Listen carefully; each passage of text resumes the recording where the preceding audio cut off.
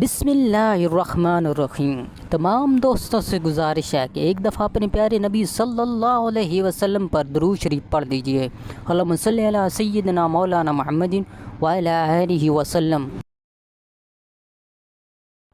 حضرت جابر بن عبداللہ رضی اللہ عنہ سے روایت ہے، انہوں نے بیان کیا ہے کہ میں بیمار پڑا تو رسول اللہ صلی اللہ علیہ وسلم اور ابو بکر عیادت کے لیے تشریف لائے۔ یہ دونوں بزرگ پیدل چل کر آئے تھے۔ پھر نبی کریم صلی اللہ علیہ وسلم پہنچے تو مجھ پر بے ہوشی طاری تھی۔ نبی کریم صلی اللہ علیہ وسلم نے وضو کیا اور وضو کا پانی مجھ پر چھڑکا، اس سے مجھے افاقہ ہوا تو میں نے عرض کیا، یا رسول اللہ، میں اپنے مال کے بارے میں کس طرح فیصلہ کروں؟ میں اپنے مال کا کیا کروں؟